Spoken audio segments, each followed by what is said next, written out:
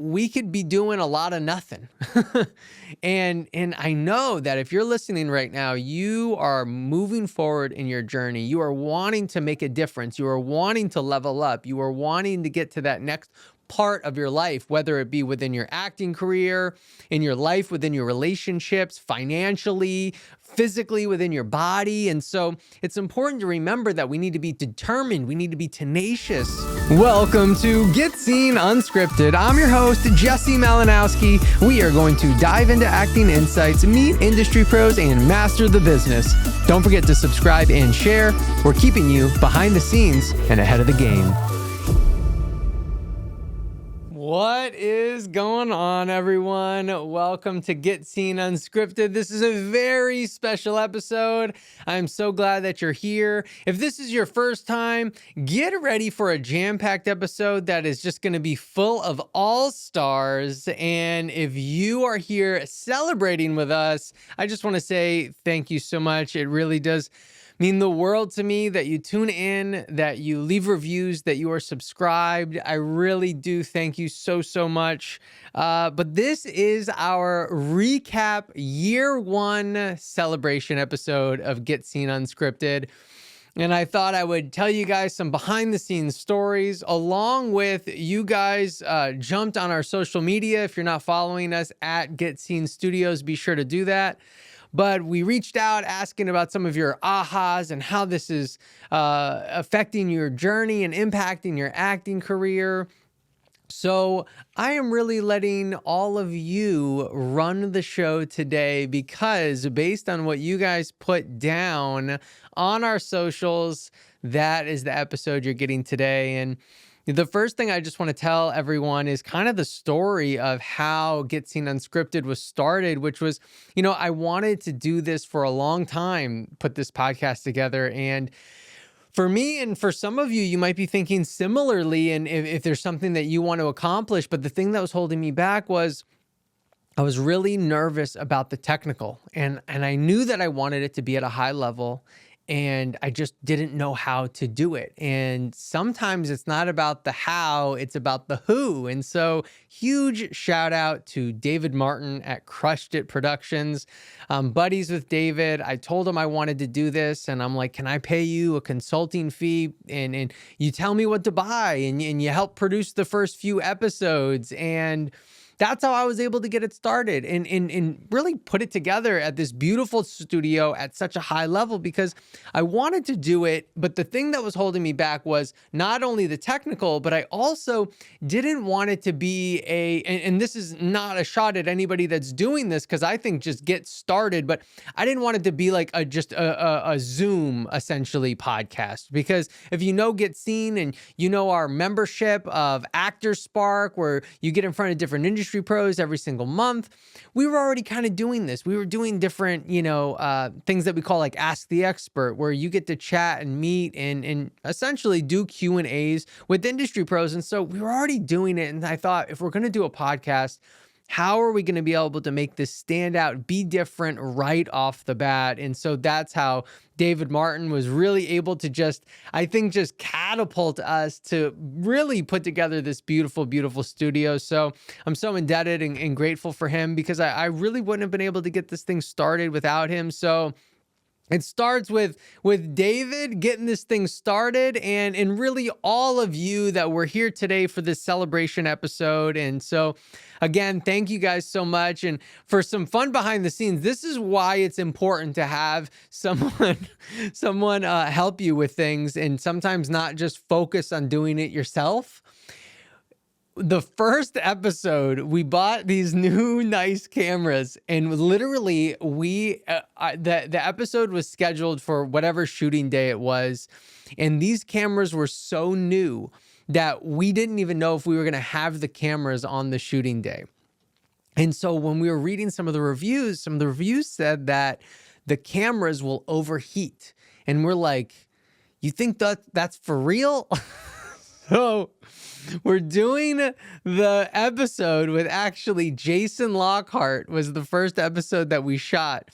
And what nobody knows behind the scenes is that cameras are just shutting off. because they're overheating.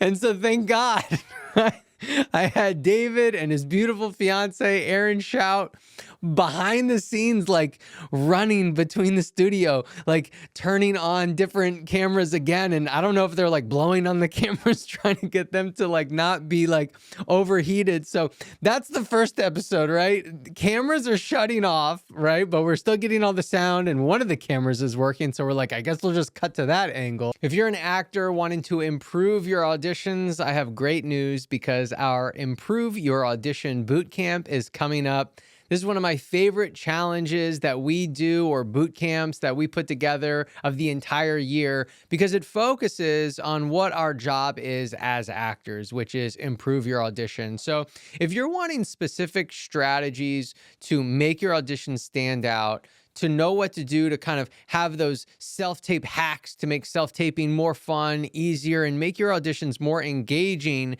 then you're going to want to show up to this boot camp. It's an incredible deal because it's 2 weeks long, only $37. And don't let me forget to tell you that we also bring in some of the top casting directors of the Southeast to help teach this and go over it. So we're going to be working on different things every single class, and then actors will be selected at random to do either a live Zoom or self-tape. Everyone will get the homework so we all can implement these different strategies and tactics, so you are learning and growing in this boot camp to actually improve your audition. And then who knows, maybe you even get selected to help us run that class with that big casting director. So I hope to see you there. Again, it's only $37, but by the way, if you look in the description, there might be a promo code there. So use that promo code now, grab your spot, and I can't wait to see you at our Improve Your Audition Bootcamp. And then the next episode that we shoot is with my beautiful wife, Candy Vandy Zandy. So it's storming outside, okay? The cameras are plugged in, okay? So they don't turn off. We're not worried about batteries. So they're plugged in. There's a storm outside, and literally we lose power mid-episode. We're literally talking, and then all of a sudden everything goes dark. We're like, oh God. So because the cameras didn't have a battery and they were plugged in, the cameras also lost power. Because the cameras lost power, the file was then corrupted. And I don't know what David did to even get these files back. He had to do some research. I'll just say that. So it's interesting because when I look back to this, and I said this for a long time, I'm like, if I didn't have a team, if I didn't have someone really helping me behind the scenes, I would have been like, the universe is trying to tell me something. The universe is trying to tell me, like, don't do the podcast because this is a disaster. But I was able to be like, this is why I'm paying David. Like, I'm not going to worry about it. He's going to figure it out because I'm paying him. And he's like, oh, all right, this is what I got to do. I got to get this figured out. I'm producing the first, handful of episodes. And so that was how the podcast got started behind the scenes, everyone. It was a show, I tell you what. But again, just thank you to everyone. The first few guests that jumped on, which were Alex White, Jacob Lawson, Jason Lockhart, Candy Vandy Zaney. Those are the first 4 episodes. And David Martin, Erin Shout for being behind the scenes and helping us get this thing off the ground and really, truly launched. And with that, I just want to say that we wouldn't be here without you guys, first off, right? Without the viewers, without you guys subscribing, without you guys commenting and leaving us reviews. That's what drives this whole production. So thank you so much. And I want to give a shout out to a few people here that reached out, and they are going to really get this thing launched on the first few guests that we are going to get back in the seat with.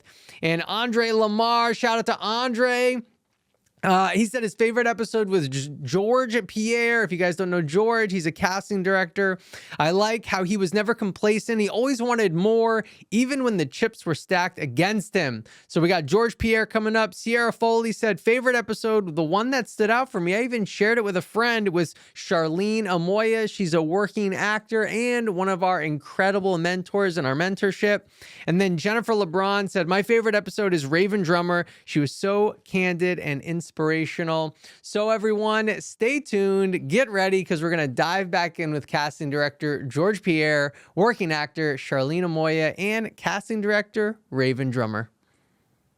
I'm always, I like to think I'm always grateful for every blessing that has happened thus far and that's going to happen in the future. I think for me is like I constantly still tell the people who even 20 years later started me in the industry and took a chance on me. I tell them thank you. Yeah. I'll send them a text, thank you. I'll see them, I'll say thank you. I'll give them a hug, you know? And it's crazy because we were at a rap party and it was Will Packer's, one of his shows. And he says to me, he said, gee, how many does this make for us? And I was proud to say, I don't remember. I don't know. I have to go look. And we kind of looked, was like, yeah, that's pretty cool. You know? Yeah. You got to look at it from a guy who came, from nowhere, just popped up. And they took a chance on him, which is why I am the way that I am. I love being able to give somebody an opportunity, but I don't believe people should take advantage of that opportunity. You know? Because a lot of people nowadays are just like, they want the handout. They want the handout. Like, what good? Like, I got a phone call the other day, right? And say, I knew it wasn't anybody that I knew, so I picked up, right? And the lady just started talking, hi, is this Pierre Casting? Kept talking, yeah, I'm just, blah, blah, blah, and just kept ranting. I said, ma'am, what is your name? Like, introduce yourself. Like, you're doing all this talking, but you're not introduced. Like, how do you make an impression if you just, and then, I spoke to her for a little bit.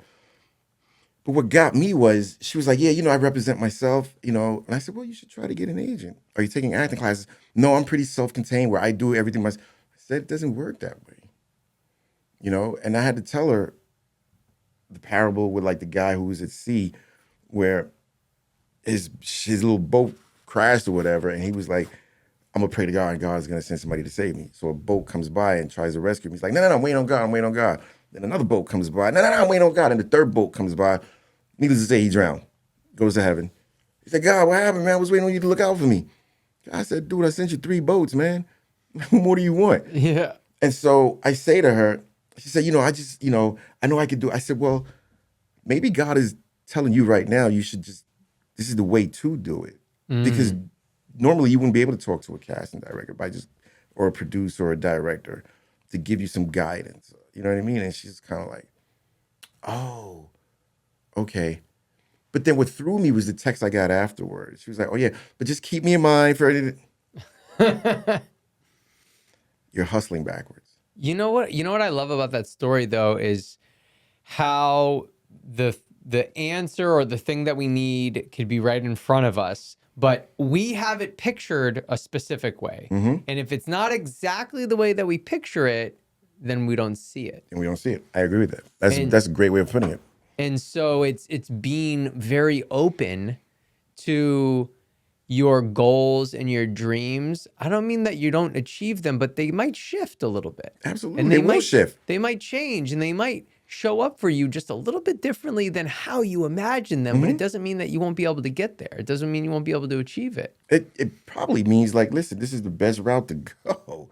A lot of people feel like, even with me when I first started off, and things weren't like, great. You know what I mean? Like, it's not like I was getting jobs after jobs after jobs. I had to still prove that, listen, I'm serious about this. The crazy thing is, I'll never forget, we shot a CNN spot. And this is when I started shooting my own short films. And somebody gave Reuben Cannon my information, right? Or the shorts that we did in the CNN spots. And so he was just, and mind you, backtrack. One day we were at Tyler Perry Studios. I said, Mr. Cannon, I would love to get into casting. I would love to sit in one of your sessions. That man looked at me and said, that will never happen. I'm not even gonna look to the camera. I'm gonna look this way. Like, I was floored, but I was like, okay, that's cool. Whatever. Hold on, no, be for real. Yeah, I think you can like right now be like, all right, yeah, whatever. No, in that moment, how'd that feel? Fuck you for saying that, man. Like, how No. dare you say some shit like that? In my head, I'm saying that. Like, really, motherfucker? How you Really? gonna say that to me? Like, really? Yeah, Like, well, that's okay. fucked up. Like, really? I'm Yeah, gonna show yeah. your ass. Like, really? Okay. I'm sorry about the curse, but that's what I really said in my head. No, good. You know what I Yeah. mean? And if anybody says like they're lying. Well, I wasn't sure if you were like broken. No, I in a wasn't sense. broken, but I was Yeah. just like, wow, dude, that's Like, yeah, what the hell? fuck. Like, really, man? Like, okay. So as time went on, like but it set the tone though for me to be like, yo, go get it. Because sometimes we don't even know what's like running in the subconscious. Like, what do we really deeply want? Mm, Because that could be sabotaging what we're saying that we want. yeah. Yeah. Because maybe you don't really want to be famous, Like, I know I've never wanted to be famous because it felt like it would take away your anonymity, right? It would take Right. away a certain quality of life. And I do feel like on some levels, there was times where I'm like, well, I want to be a series regular. But I had this other thing that I was like, I also just want more full life. I want a life where I can hide, where I'm not exposed all the time.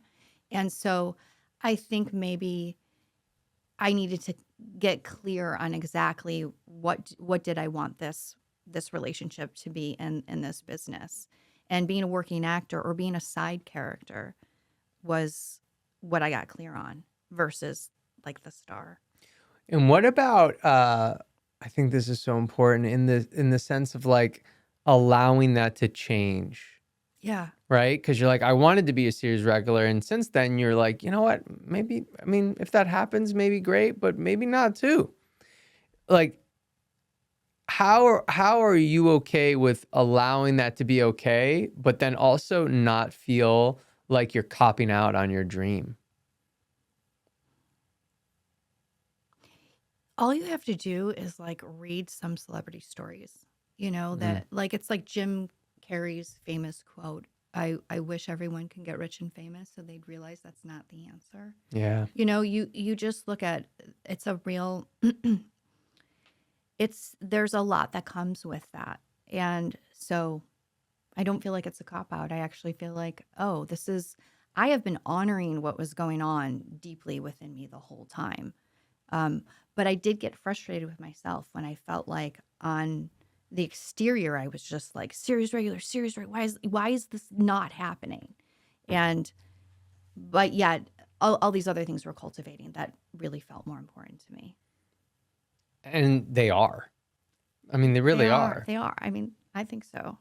And you're right. It's when you talk to a younger actor, I feel like they just don't get it. But I feel like what you said earlier was so true. It's like as you book more, you realize, oh, that's not it. Yeah. It's all the other things. And Yeah. so and you've booked so many jobs. I think it allows you to like, it gives you more clarity on like, if it happens, great. But like, there's so many other things that I want to do, that I want to be, that I want to grow, that fulfill me, that bring me joy. Yeah. And I don't think I was ready either earlier. Like, I feel the thing about change and growth and just maturity, really, like, I feel like I could handle things well now that, sometimes when you hit success so early, you can just get thrown into so many things that you just don't have the foundation for or the maturity to really not go into a spiral. Yeah. Yeah. So that's been the beauty of it. Because now, I've done a couple series regulars and smaller things. And it's been a lovely experience. It wasn't, number one, it didn't mean what I thought it would mean. Yeah. And I think that's just because my life is more full now and not so narrow focused. But two, I feel like I have grown in so many ways that I can handle what obstacles may come in because of it now. I would say the one that stuck with me the most I would probably say was casting the have and have nots. That to me, My mom loves that show. great, yes. So many moms do. Yeah. That was, to me, was probably the most fun show to cast because it was like uncharted territory. Like up until then, we had never done a 1 hour drama. Everything had been half-hour sitcoms. So it was like, oh, we're going into like a drama, you know? Yeah. And then it was like we were at a completely different network. It's like, oh, it's a new network. And then it was like, oh, in terms of casting, we took like months. I want to say like at least 6 months, I want to say, to cast that particular show. And from a casting standpoint, it was like so exciting just to go back and forth. And I want to say for the lead role, there were so many people that auditioned for that particular role. And there was just something about that project that I feel like it also pushed me as a casting director. I think I'd only been a casting director for like 2 years when we had started that project. And so maybe like a year and a half. And so like just to really be in a space where like I was working at a level that I'd never worked before. Auditioning people, like we had kind of stayed within the Southeast, but with that project, I was auditioning people all over the country. And so it was just a different challenge, and it was one of my most memorable and most exciting times that I can think of as a casting director, for sure. Well, I also see that as a turning point for the actors because I remember auditioning for Have and Have Nots. Oh, nice. And for like the first time, I was like, this says series regular on it. Yes, absolutely. And I was like, oh my goodness. And I remember, the other actors I was living with, I think like we all had a shot at the series, at one of the series regulars. And that had never happened before. And we were like, oh my God. And so we were really exciting. It was really exciting. That was the first show that I think every single role for the series regular roles, we auditioned locally. And I think 2 or 3 of those lead roles, we actually cast them locally. Like the lead, the character of Hannah, I saw her in a play a couple of months before this particular audition. And she's just one of those actresses that like, as soon as she walks into the room, it's like, like it almost feels like she sucks up all the oxygen and in the best way possible because it's like, oh, she's here, and her, I will never forget reading with her in the room and putting her on tape. And I'm like, I'm going to cry. Like, I'm supposed to be reading. I just felt like so emotional, like doing the scene with her. It just felt like such a powerful experience for me. So like, that's like, and like that happened so many times with this particular project. But yes, you're right. Like that was one of the projects where we had local artists really being considered for like really big, huge series regular roles. Yeah. You talked about Hannah having that type of energy. Yes. Can that be taught? Oh. Can that be taught? I don't think it can be taught. I think that comes with years of experience. And I think that also comes with you having the confidence in yourself as an actor. And I think that she just knows herself. And there was nothing to prove. And it's just like it was nice to just see an artist just do what they do, period. So I don't think that it can be taught. I think it's something that you nurture throughout the lifetime of your career. I think it comes from the yeses, the nos. It comes from, knowing your worth and your value. It comes from not needing validation. Like it comes from all of that work is what I think she was at that place in her career at that time. And I just think you have to live it. I don't think it's something that you teach. I just think you just have to live your way to get to that moment. Dang, I love that. It's not something that's taught. It's something you're living. Yes, absolutely. And if you're an artist right now that feels like you're not there, it doesn't mean you won't get there. Exactly. Just keep living. Like just keep doing it. Like keep going through, keep having the wins, keep having the losses. Like I think you will get to that point where you're like, oh, okay, I've proven myself all this time. Like I have nothing to prove. I've done this, like I see where I did get the call back, or I did book the role, or I did do this. Like, oh, okay, I've gotten to this place where I've lived. I've had the experiences, good and bad, that have led me to knowing who I am as an artist and what I'm worth. Oh man, I tell you what, I was so excited to get those 3 guests. George Pierre and I are buddies, and if you guys enjoyed the George Pierre episode, make sure you tune in to working actor Josh Ventura too, because George talks about how they had this like dance battle, and then I also got Josh's point of view on it, which is really fun. So, I mean, that's what you get here with the podcast. You get these inside, like behind the scenes stories of what's going on with these different agents, casting directors, working actors, directors, producers. And that's the thing to remember, everyone, is that we're all just people. We're all just people doing the best job that we can, wanting to learn, grow. And I think if you get to this point, give is where you really find that sweet spot of I think happiness on your journey. And I have to say, being here on the recap episode of 1 full year of this podcast, I have to tell you guys, I'm really proud of myself, proud of the team, because it's easy to quit. It is. And I hope that, I'm sharing with you that I am proud of myself, because it's important that we acknowledge that. I want you to do that. I want you to think about the things that you're doing in your life that you can be and should be proud of yourself. We could be doing a lot of nothing. and I know that if you're listening right now, you are moving forward in your journey. You are wanting to make a difference. You are wanting to level up. You are wanting to get to that next part of your life, whether it be within your acting career, in your life, within your relationships, financially, physically, within your body. And so it's important to remember that we need to be determined. We need to be tenacious. And when I think about the podcast episode, and I looked up some statistics, it was wild, everybody, that over 90% of podcasters don't get to episode 8. Most people give up. And it's funny, when I think about some of the classes that we've done at Get Scene, one of the classes we did was called Booking Commercials. And this class was really cool. Maybe we'll be doing it again soon, but this class was really cool because everybody would send in a self-tape. It'd be a class of 20. And half of the students would get a mock Zoom callback, right? Just like a real life scenario. This Booking Commercials class was meant to mimic the entire commercial booking process. You get an audition, then some people get callbacks, not everybody. Then some people get put on first refusal, and somebody books the job, right? So we would go through the entire process.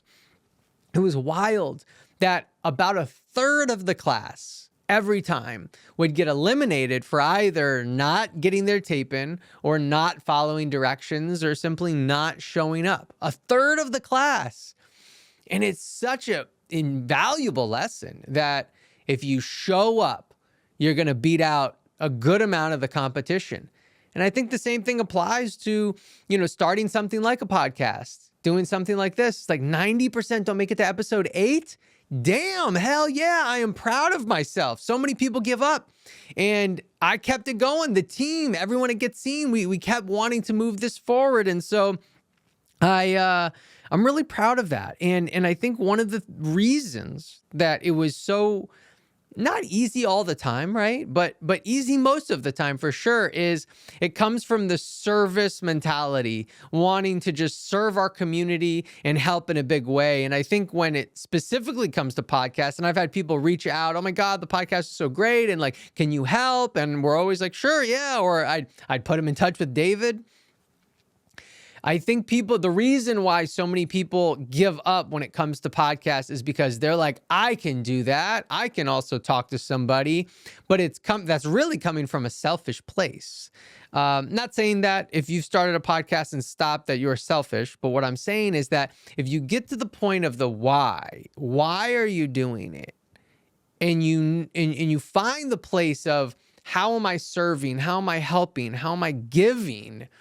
That's what's going to continue to drive you. I remember when I was looking at these statistics and I was like, oh my gosh, like we're in the top 10% of podcasters because everybody gives up and we're still going. And I was really excited about that. And I remember, I think it was around like episode like 27, 28, 29, 30. I don't know, something around there. I was like, I'm feeling a little bit of the fatigue. Yeah, I really was. That's what was happening behind the scenes. I was like, wow, like I see why people don't always continue, because you are, maybe selfishly looking at views or looking at comments. And, if they start to slow down, you start to second guess, like, oh, do people like it? Do you still want to continue it? And when you have your why in I'm serving, I'm helping, and, people might scoff at like 100 views or something, but if at any moment I could get 100 people in a room and help and do something that could be inspiring or motivating, gosh, that's incredible. 100 people, that's insane. And some of our videos have gotten over 1,000 different views. God, 1,000 people, over 1,000 people in a room watching, listening, wanting to be inspired, wanting to be guided, understanding that like we have access to so much in our hands, like because of our phones. And you're choosing this podcast at moments in your life. It's incredible. It's so great. So when I can really get focused on that why and that service mentality, that's what continues to drive me in continuing to do this. And so if you're thinking about starting a project, I hope that you think about that too. Think about how you're serving, how you're helping, because that's going to continue to drive you. And I'll tell you, in keeping this up, I have been able to book some really cool big things, right? From Bad Boys to different television shows to commercials.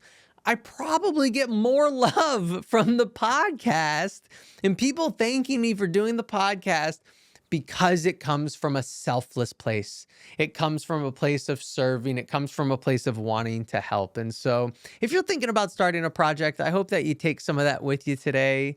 And I want to dive into a few more episodes based on all of you and your votes. Let's see. Chelsea Knight said, my favorite episode was Jason Lockhart. He spits so much wisdom, no fluff. By the way, if you're just listening, go on YouTube, subscribe there, because Jason Lockhart has his own show on our network, I'll say.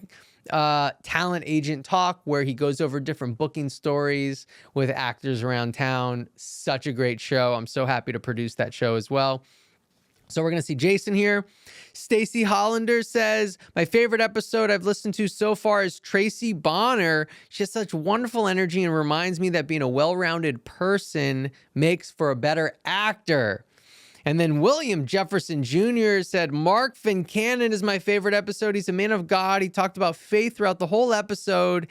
And for me, someone who loves Christ as much as I do, I really felt inspired to continue to do the work and through his purpose, which is to serve in storytelling and continue to serve. Mr. William Jefferson Jr. So everyone, get ready to hear from talent agent Jason Lockhart, working actor, and coincidentally enough, one of our mentors in our Get Scene mentorship working actor program, Tracy Bonner, and then casting director Mark Fincannon. Stay tuned and check it out. There's nothing you can do about that. And I think I'm a big believer in don't focus so much energy, which is power, on things you have no control over. Mm-hmm. You have no control over who's going to book the role. You only have control over how great you do when you do get the opportunity to do it. Yeah. I remember a few years ago being at this like gigantic SAG-AFTRA like Q&A with a bunch of agents, and it was all about comparing our two markets. And I was just really quiet for like the first hour. And then finally Clayton Landy, who was kind of moderating, and I rep Clayton and love him. He was like, Jason, you haven't said much. And I was like, I'm just fucking annoyed that everybody's sitting here comparing and trying to be like LA. Embrace what we have in the Southeast. As soon as you start to embrace and relish and be grateful and excited about what's going on here and know that your time is coming, it's probably going to come. When you're so busy being jealous over something else and trying to turn yourself or morph into something else, you're spending your energy wrong. Bro, I love that so much. And I feel like you and I have like talked about that before. and specifically what I mean by that is just focus on where you're at, focus on the opportunities you have. And to just kind of compound that thought, I legit, and I'm sure you're going to second this, like I legit don't have one story of someone that was in the Southeast with good credits, good demo reel, that went to LA and then all of a sudden everything changed for them. It's like because they're going to the place that none of the relationships are established, right? None of those things are created. Maybe the agent or manager is good, maybe they're not. Every single one I've seen go out there with really good credits has then ended up coming back essentially with their tail between their legs, if you want to say. And that's nothing against them. That's just like, unfortunately, that's what's happened. And it's like, now you got to restart. You got to get going all over again because of it not working, of like starting over, as opposed to just staying where you're at and being grateful and saying yes and continuing to move forward. Absolutely. And I think people forget to compare it to other industries, because if they did that, I think less people would chase the fame and what I kind of feel like is greed. Not everyone, though. Like some people, like I had to go to LA. You know, I understand. Like that is the hub. Hollywood is where it's at.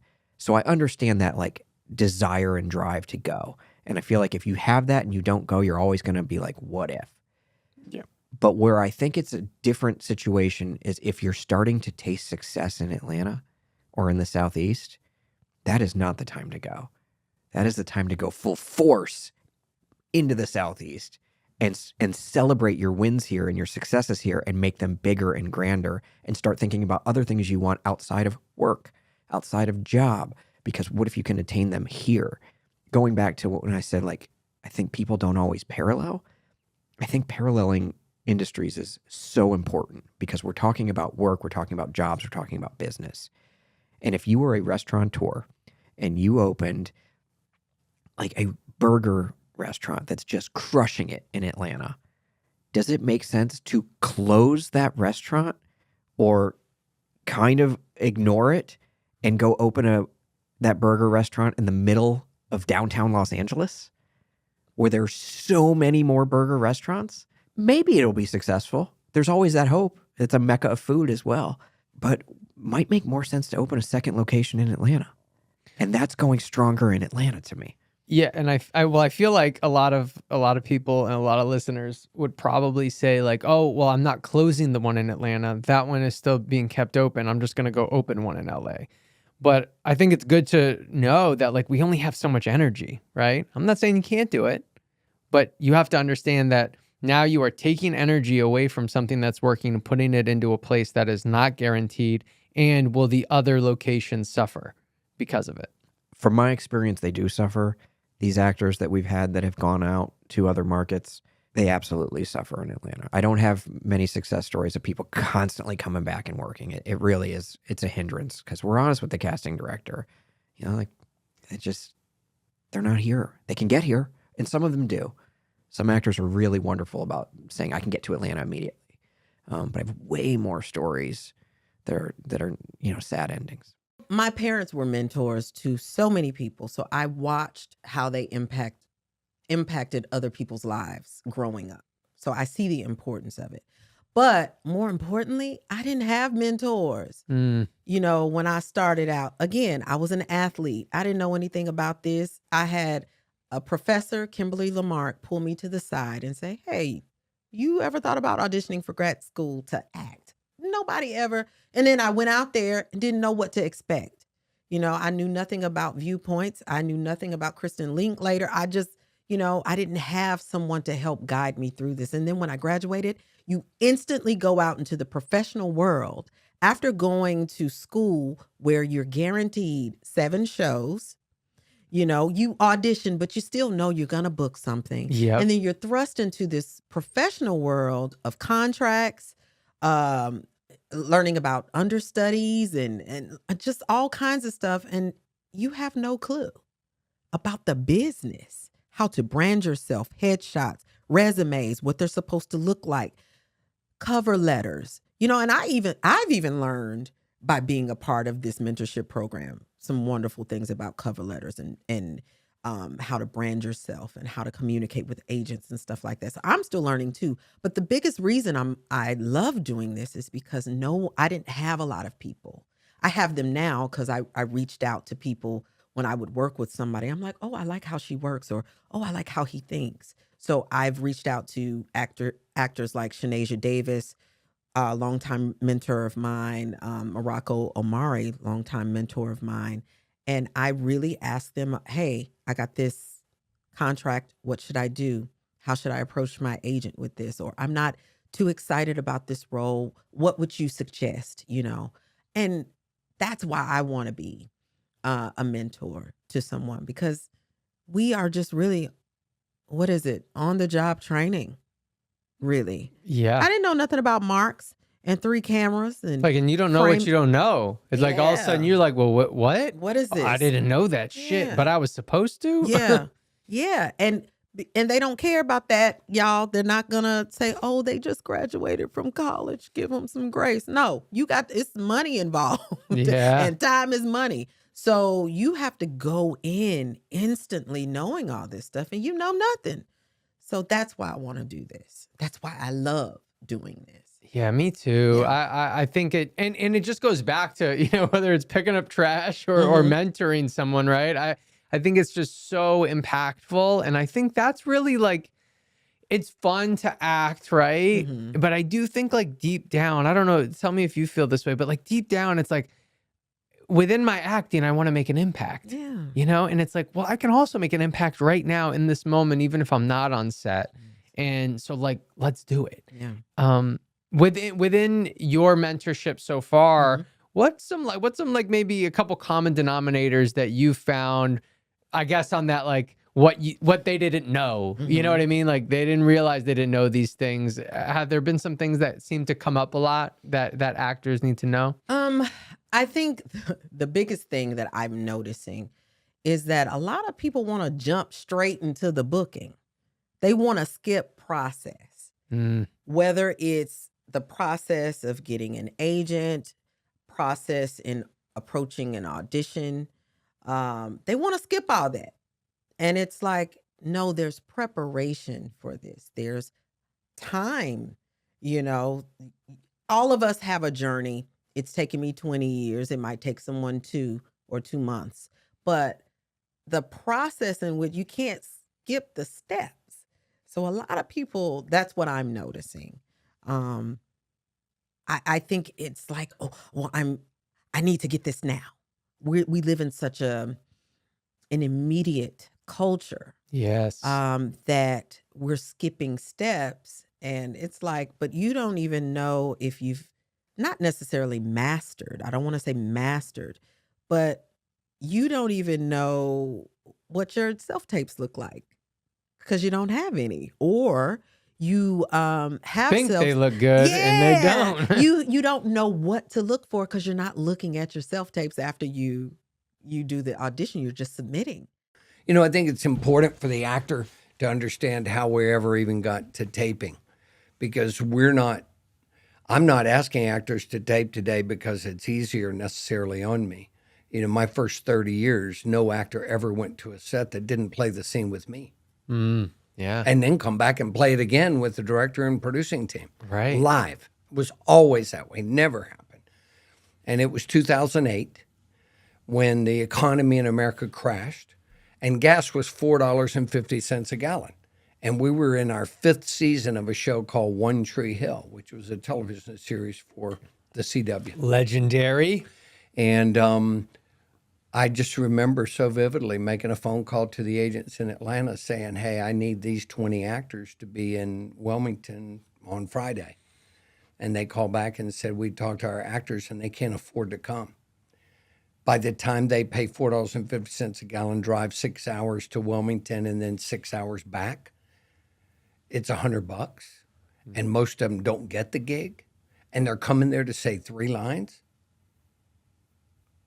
And I'm going, wow, we still got a show to cast. We get a script every 7 days for the next episode. And then I remember my director, you have a new director on every episode. and the director comes in 1 week before their episode to do all their prep during that week.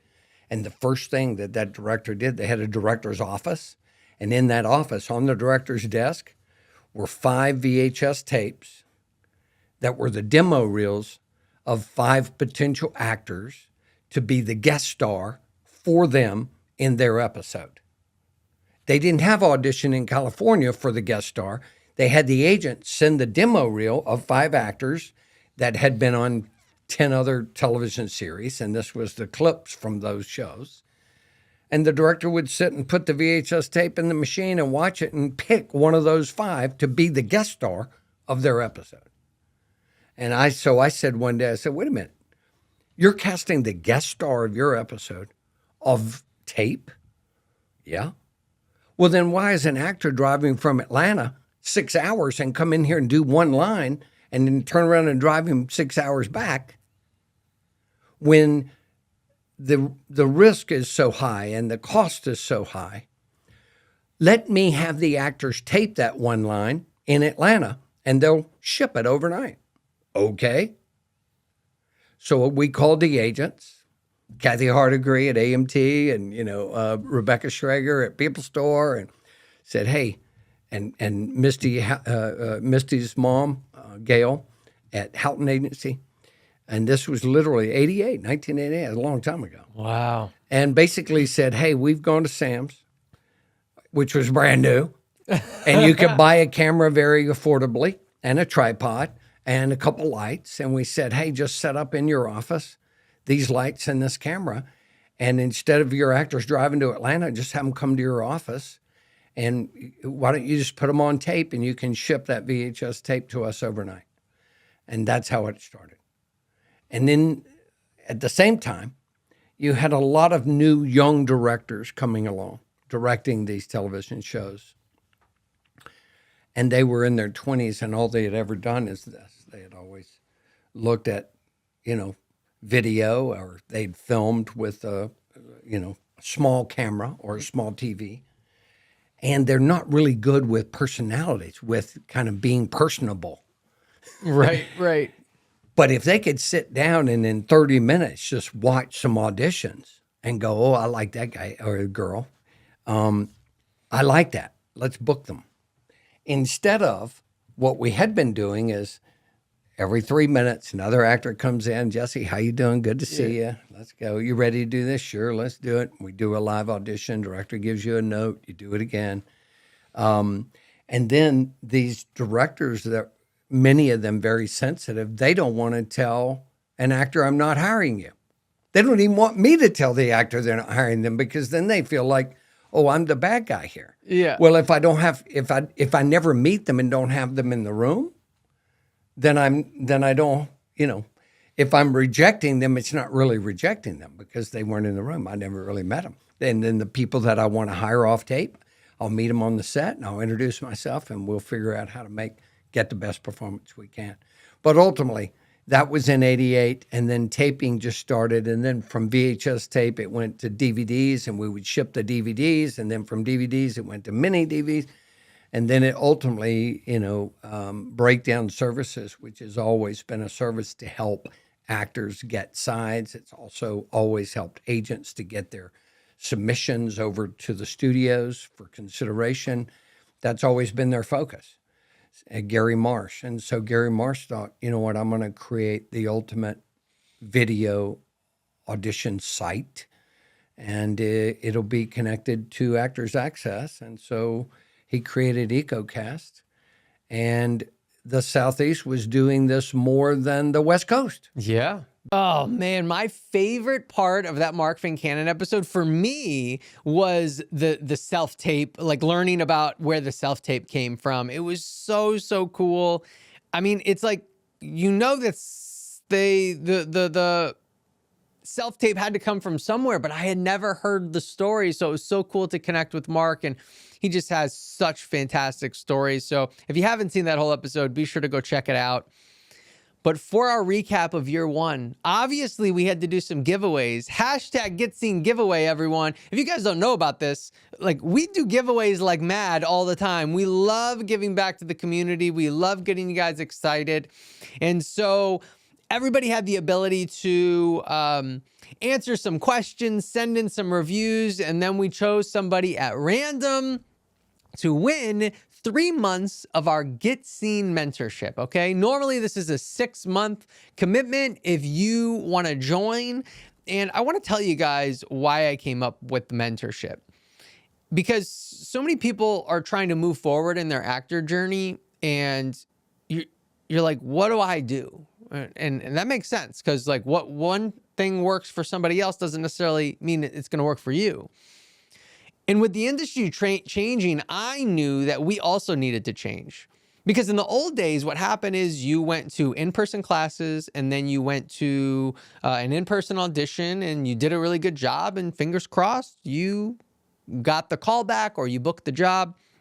Well, now everything is digital. Everything is online. And so because that's how it was in the old days, I realized that we needed to make some adjustments here in the future and in where the industry currently is. And that's where I came up with a mentorship. And I went to conservatory in New York, the New York Conservatory for Dramatic Arts, and it was great. I never would trade it for anything. I loved my time in New York. However, when I got out, I didn't necessarily know how to make my money back, the investment that I put in. I didn't really know how to do it. And so I remember that Matthew Fox was one of the actors that had gone to my school. He was a series regular on the show Lost, which at that time was one of the biggest shows in the world. And they always talked about Matthew Fox, and he was like on the postcards, and it's like, Matthew Fox went here. And I remember thinking, oh my gosh, Matthew Fox is gonna come talk to our school. This is gonna be so cool. I'm gonna learn from a guy that's like doing it. Matthew Fox never came. And so I was always a little disappointed by that. I always thought how incredible it would have been if we could have learned from somebody that was actually doing this. And so when I thought about putting together this mentorship, and it started with me, which was like, you know what, I think one of the things that is missing within actors is like, they always want to go to classes, which absolutely you need classes, but nobody knows the business side of this. Nobody's focusing on the business. And that's what I felt like I was missing. Even though I went to a great school, helped teach me how to act, I learned some great things about the industry. I made some great connections. I mean, I lived in New York for years. It was incredible, but I didn't know how to go get an agent. I didn't know how to go get jobs. I didn't know that I should be, treating this like a business. And I thought, man, that's the thing that's missing with so many actors that feel lost, that feel stuck, that feel like they're on this treadmill to nowhere.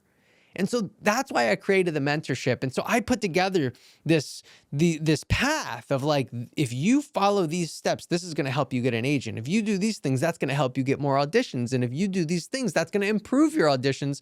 And you follow this formula, you're eventually going to be able to book a job. I promise. And so we've been able to help so many actors with this. And then I thought, what if I could add in the Matthew Fox effect? Meaning you work with like a series regular. And so shout out to Judd Lorman. I hit up Judd. I'm like, Judd, I have this idea. And Judd was always incredible. I would bring Judd in for different Q&As. And I'm like, guys, series regular from SEAL team. And I'd talk with him. And then I'm like, all right, thanks, Judd. And we'd say bye. And then I'd look on the Zoom, and like 40 minutes later, Judd is still there, like just listening. And I'm like, Judd, what are you doing? He's like, I just want to be here. Like, I love learning and I love being here. And I was like, man, this man is incredible. Judd is so great.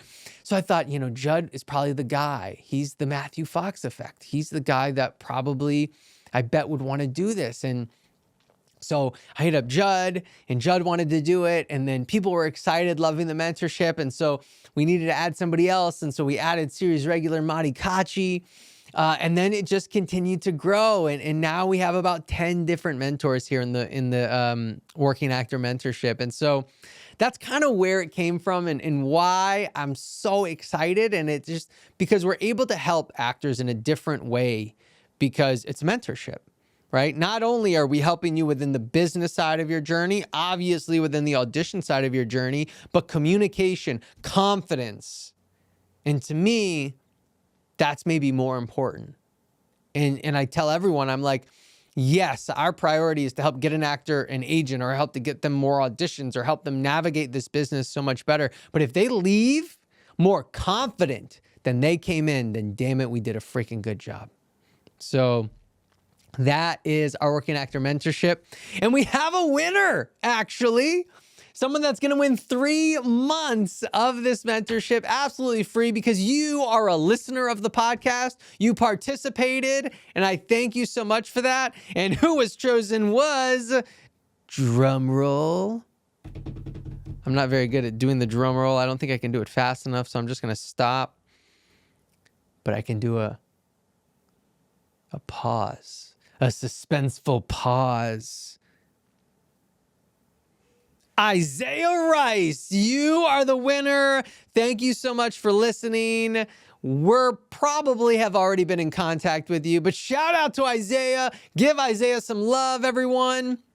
Whether it be on Instagram, you can find the post where he wrote some really nice things about the podcast, his aha moments, his favorite episode. Or you could, if you're on YouTube, you could just comment right now. Congrats to Isaiah. But the truth is, everyone, you are also a winner because we're going into year 2 of the Get Scene Unscripted podcast, everybody. And so let's go ahead and continue this all-star episode and give you guys 3 more incredible guests. And we're going to have Isaiah kick this one off, actually. Isaiah said, my favorite episode would have to be Susan G. Reed. A keynote that inspired me is when Susan stated, there is room for everybody. There are all of these stories being told, and you have to be the content with who you are. This hit heavy for me because I'm a Black queer actor or artist. And when I first began my journey, I was fearful that my sexual orientation or appearance would limit my notoriety as an actor and that I would have to conform to a more heterosexual, macho, masculine male identity. This episode was therapeutic because it made me realize that who I am is more than enough. This episode inspired me to believe that just being myself, I can have the seat at the table regarding representation in film and media. So we got Susan G. Reed coming up, and a big congrats to Isaiah, and thank you for that heartfelt share. Thank you.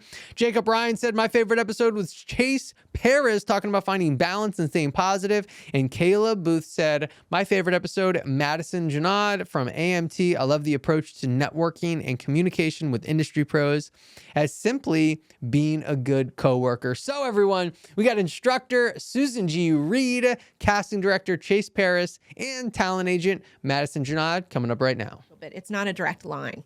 It's not if I do X, Y, and Z, I will get this, because we tend to set ourselves up that way. We want goalposts, right? We want there to be sort of a list of things that if we achieve those, we will get to this place. Then, oh my goodness, this career could not be further from that. Totally, right? yeah. You're going to be going this way, and then you're going to take this crazy left turn, and then you're going to have to do a U-turn, and then you're going to go through this door and think it leads to that door, but it doesn't at all. It's all over the place. But again, how exciting is that? Because it sort of teaches you that ebb and flow of life, and it also teaches you, I think, the ebb and flow of what it's like to work in this industry, which is nonstop crazy. It's kind of like going down like the water slide, and when you get to the end, it dumps you out. You have that moment where you're underwater and you're trying to get like right yourself back up and come back out, and then you come up and you're like, that was such a blast, right? Yeah. So it sort of has a little bit of that energy, that frenetic energy, where again, you don't know where you're going or what the journey is going to be. But I think that if you get to a point where you're not still having those highs, that's the point where you need to sit down and go, okay, is this where I need to be? Is this what I need to do? Yeah. Maybe I need to make a bigger change or do something else other than that. And I think I've had a lot of sort of mini epiphanies like that in my career, and that's what's kind of led me. And sometimes I've had control of those, and sometimes I haven't. Frankly, it's not as if I was the master puppet, the puppet master there controlling everything. That's not the case. A lot of times, it's just life where things happen, and that you just kind of got to pick back up and move forward, and also hope that the community is a huge part of it. The people that Oh, you yeah. surround yourself with, right? There's a larger community that we have of the industry here, which is huge and amazing and wonderful. And then there are the individuals that make up your sort of community of people, right? That you lean into, that you know are there for you no matter what. I think that that becomes such an important aspect of it too. And I'm so grateful. I look to all these people and I think, oh my gosh, this person gave me this chance when they didn't have to. And I'm really, really grateful for that, you know, and I only hope that I'm able to sort of in some way reciprocate some of that with other people as they come along, as I'm trying to sort of navigate or help other people to navigate as well. Yeah, you said something interesting, which I'm surprised by. I want you to elaborate on it.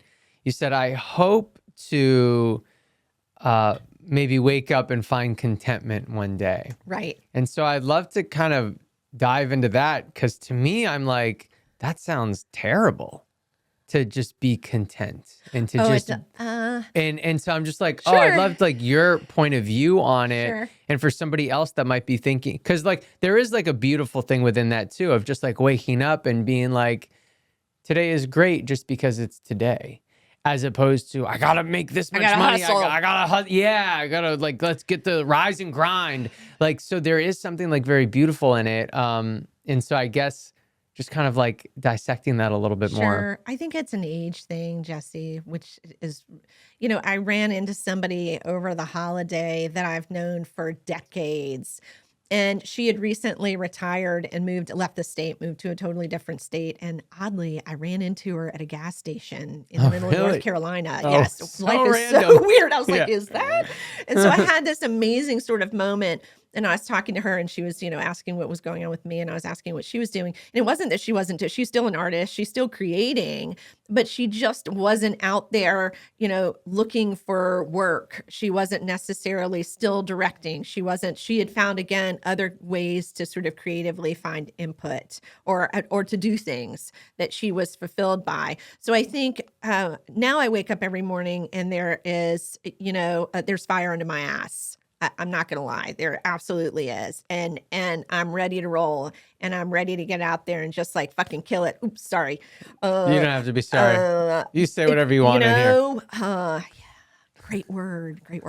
At any rate, I'm ready to get up and just get out there and go. But I feel like there will be a time when I wake up and don't have that same sort of intensity. And I'm content with that. So it's not that I don't have contentment in my life. I do all the time, but it's a different type of contentment, right? And I can see, I'm now getting to a place where I can see maybe in, a certain number of years forward, I will be able to say, you know what? I don't need to keep doing this. Maybe as an artist, I only want to write and I don't want to keep directing. Maybe as an artist, you know, I want to get back to making pottery, which is something that I love, but I have no ability to do it because my creative bandwidth is limited, because we forget that we have limited creative bandwidth. But I really believe that in my heart and soul. It means I can't do all of the creative things I want to do all the time. And I think that's what makes me know that I'm an artist and I'm doing what I'm supposed to do, because I constantly want to make things and do things. That's just part of it. And that's in little ways. That could be, again, everything in, figuring out what you're going to wear, to that could be, designing where the furniture is going in a room in your house, to doing an audition, writing a screenplay. All of those are sort of creative endeavors in different ways, and they take creative energy to do them. But we kind of get an idea of what we want to do and who we see it, what the world looks like. And for us, we've done all kinds. We've done, Ozark, which is super gritty and real life people, to Dynasty, which is glitzy and CW. Our preference, I think, what our leanings are to the real world, to the Ozarks and the Atlantas of the world, where it feels like anyone off the street, our goal is to make it seem that way, to seem like they're not actors, but there's someone who lives, in the world they're in. A funny story, we were doing the show Reckless, and it was network. And at one point they were telling us, we want more real world people. And this is early on in our career, maybe a year or two in. And I said, well, buddy, do I got this?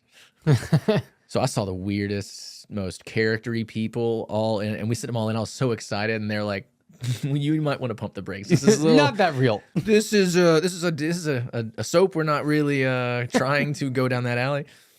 But I think it was instructive because that's really what we leaned into since then. And I think, we get calls for jobs that are more like that in a lot of ways. They see the jobs that we are most notable for, and it's because that's what they lean towards. So I think that we get to play in the sandbox that we want to play in. But for us, that requires seeing a lot of people, and it requires seeing new talent all the time. I think the world's changed a lot since when I was first an agent, but what the stereotypical actor looks like has changed a lot, especially the working actor. Whereas I think if you were a certain attractiveness or height or whatever, you probably got more work 15 years ago than now, because the roles are written a little more rough around the edges. But to get that, we see as many people as possible at times, because one, that's not what every actor looks and feels like. But two, we because of what the size of the roles that we are tasked with, we are constantly trying to find new talent. We can't sit on our laurels and hire the same actors over and over again because their status is elevating, and they don't want to take the same size roles, which is completely understandable as your career progresses. But that means we still have to keep seeing new talent. So that's been it's one of the more fun things about casting. It can be hard at times because we're relying on the agents to find new talent for it to then show to us, or we're trying to see them, through submissions or random ways that we get a hold of actors. So the new talent are sometimes hard to find, but that's, there's nothing more fun than finding someone who just fits the role perfectly and maybe doesn't have a ton of acting experience, but has enough to where I can trust to put them on set, and they just have this certain je ne sais quoi, for the role. And that's a great feeling to kind of go, man, I don't know if you ever thought that you would be having, and that's the thing about acting in this market, self-tapes and other aspects, but mainly self-tapes, to allow people who wouldn't be actors otherwise to be actors. Yeah. It's given them access. It's made it more democratic. More people are able to audition, so we're able to really get to who the best actor for the project is. And people who wouldn't have otherwise made a career out of acting were given access. Whereas in the past, it was a little more limited. And the end of the strike will have more streamlined guidelines for self-taping, and that's needed, I think, especially from what I've been seeing as far as what's coming out of it. But what I'm happy is it's not going to necessarily stop us from seeing as many people, because I think that's been a real big, in our market, I can't say that for every market, but for ours, it's been able to, the discovery of it all has been enormous, and it makes me happy to do it, but also I think it makes us better at our job to be able to do that. So that's, there are pluses and minuses to being seen on tape versus live.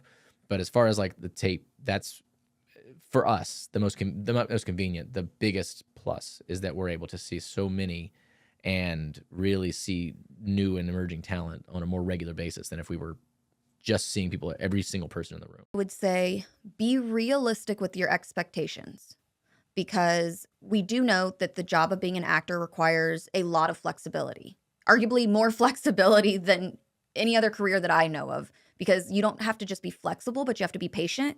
They're asking you to be flexible on the drop of a dime sometimes, and you're sitting there after 6 months and you're like, I'm tired. I don't want to be flexible anymore. Yeah. And so whenever you do transition to these other jobs, just be aware that, when we're talking about crew work, especially on a episodic or a feature, long hours.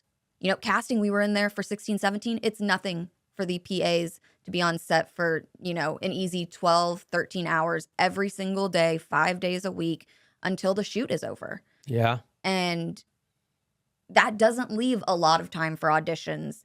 And depending on your set, maybe they're super supportive with, shifts being covered if you do book something. But it's all about energy management. It's similar to this idea of time management or money management. All of that is a contributing factor into being a really successful actor. And I think sometimes, at least for me, I forget that we do have a finite amount of energy. Even though we might tell ourselves, no, we can keep doing it. No, I can keep doing it. I can keep doing it. You can do that for a couple of days or weeks or maybe months. But burnout is real. It will get you. So I think that experiencing different jobs and learning more about this industry and knowing how you can be a part of the collaboration in all these different cogs and ways, that's great. Also understand that there's a time commitment that comes with these things. And just have things in place. If, you know, we're still chasing the acting dream and we're also adding in some of these other experiences and these other jobs, that you're going to need to build out some time that you keep sharp on your training, or that you are doing yoga or something that's, you know, physical for your body, or whatever it is that you need to stay balanced, because this industry is really, really grueling emotionally, physically, mentally. So it can get a little tricky balancing them all, mostly when you first start off. And I think that sometimes we don't realize that. Yeah, I love that you talked about the energy management. Everybody knows about time management, and I think a lot of people probably know about money management.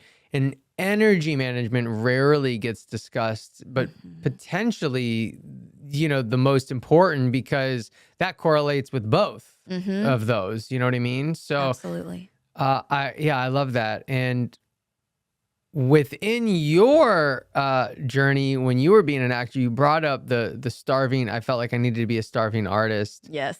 Gosh, I mean, I hate that phrase so much, and everyone knows it. And so often actors think that they need to live in that. Why did you think you needed to be a starving artist? Oh my gosh, what a cliche answer.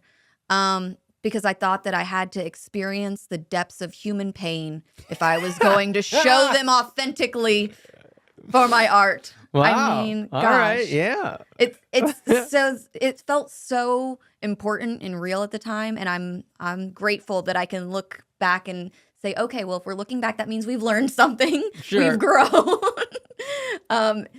I think there was like this bizarre, almost like method sense. Like you have to live the life of the starving, hurt, pain-filled actor if you are going to become one of these actors, these legends, the stories we hear about.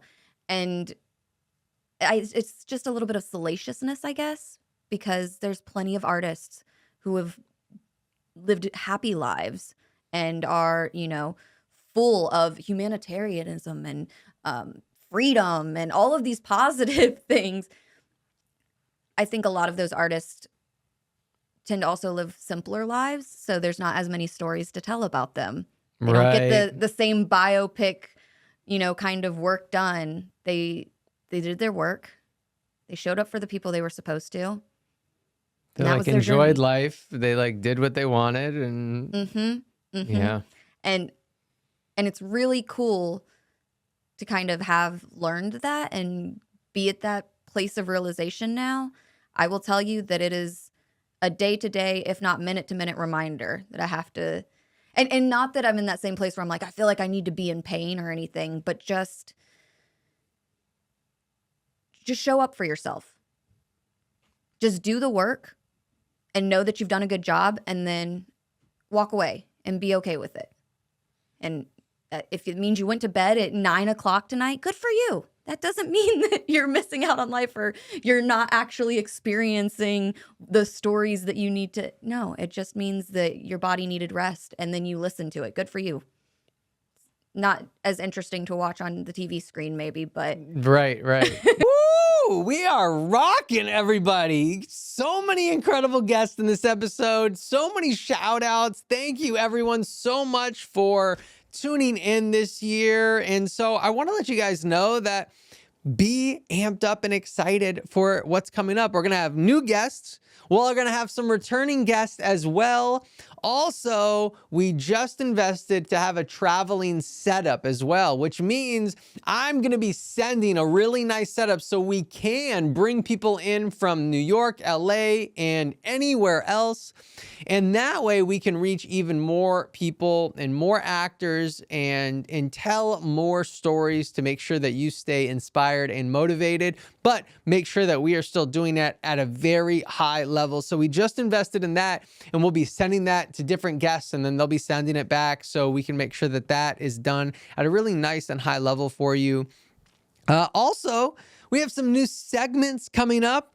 We have some new segments that I'm gonna bring in randomly. The guest won't know when they're coming, but either it'll be Side Hustle Spotlight, The Actor Dilemma, Booking Brag, and then Turning Rejection into Success, based on my book, Turning Rejection into Success, and asking our guest, hey, when was something that you thought it was a complete rejection, you thought it wasn't gonna work out, but when you look back at it, huge success in your life. Well, everyone, I hope that you've enjoyed being here with us, whether it just be this episode or throughout the entire year. It has been such a pleasure to be on your journey. I cannot tell you thank you enough. If you're not subscribed already, please subscribe. It's so funny because we can see the stats that so many people watch and tune in, but not subscribed. So make sure to subscribe, comment, leave us a review. We look at all of them. It really, truly makes a difference, everyone. Thank you so much. And if nothing else, then share it with someone that you think is going to also be impacted. And so to start the year, everyone, Conway Solomon said, my favorite episode has to be the first one with Jesse and Candy. Their chemistry is so dynamic and entertaining, as well as bringing years of experience and industry insight into the discussion.